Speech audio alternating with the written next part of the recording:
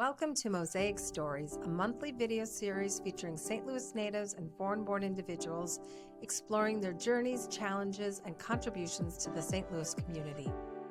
But let me introduce myself. I'm Anna Crosslin, and for 42 years I was the president and CEO of the International Institute of St. Louis until my retirement in 2021. You know, one of the things that I think is wonderful about my own background and the opportunities that it's afforded me is that being of two cultures, this idea that I was born in Japan, that my first language was not English but was Japanese, even though I was a U.S. citizen, really is different than people might think. Some people might recognize that, for instance, Puerto Rican's native language is English. Is not English, but is Spanish, and they are U.S. citizens as well. I'm kind of in that category more than I am in the traditional U.S. citizen born abroad, English classes, English school, that kind of a thing. But because of the experience I had, I grew up really being a little bit confused about my own culture and where I fit, because my mother was learning English, was really focused on trying to be able to pass a U.S. citizenship test and become what she perceived of as being a classical U.S. citizen, and that was and so she would make fried chicken for us at home. For instance, she wouldn't make sushi. She wouldn't speak Japanese to us at home. Over the years, I saw the little Japanese kokeshi disappear from our wall, and she would replace it, in fact, with hummels and different kinds of things like that. And so she wanted to immerse herself. She felt that for us to be Americans and to grow up without an accent, then she needed to be an American as well. That kind of put me in an awkward situation because I didn't really understand my own part of my culture until I got back to Washington University as a college student and studied English, and studied Japanese, and then went to Japan on a Fulbright and really re-immersed myself in culture. And at that point I recognized that that two cultures is twice as good as one culture, that I could have a foot in both worlds at the same time. I didn't have to shift back and forth. And you know, that's one of the important messages I think for immigrant parents today, for instance, is that kids don't have to choose.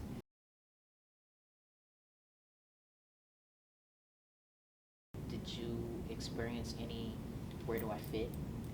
Yeah, there were a couple things. One, and I alluded to it a moment ago by saying that we were growing up in the 50s and 60s in Seattle, where there was a lot of anti-Asian sentiment. You know, Japanese Americans had been interned during World War II in camps throughout the United States, in fact, because of fear that they might become, a potential fifth column within the U.S. and fight against America as opposed to with. And because of this, there was some, and there were people, I lived around people who had lost sons in the military during World War II.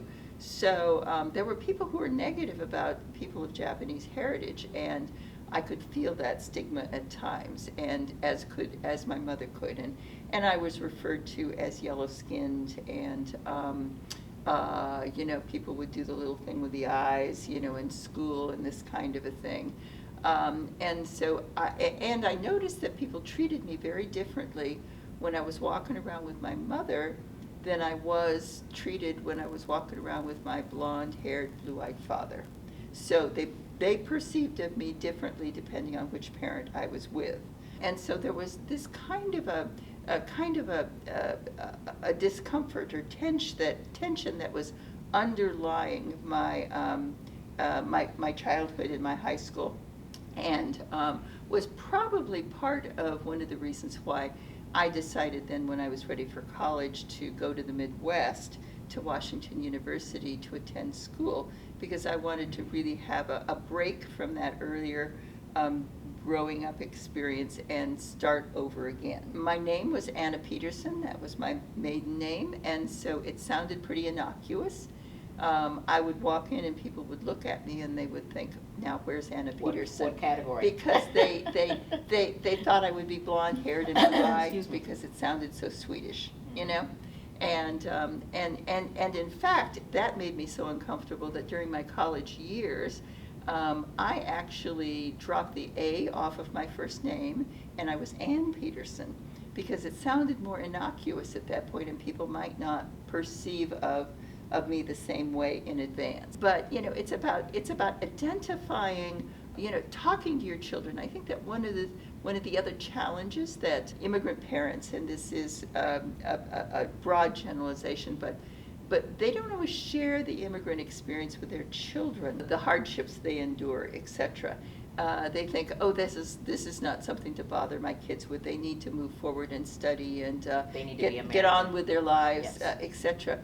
But the value of understanding this and the humanization that it offers to the kids in looking at their parents is very important, because they know that it wasn't easy. Most kids perceive that it wasn't an easy process, but they don't understand the nuances of it, and it helps them to grow individually if they better understand the experiences of their parents.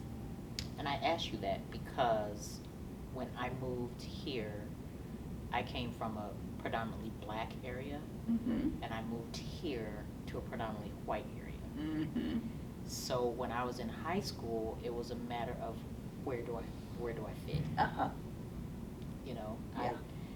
For the black kids, I wasn't black enough. Yeah. For the white kids, I'm black. Mm-hmm.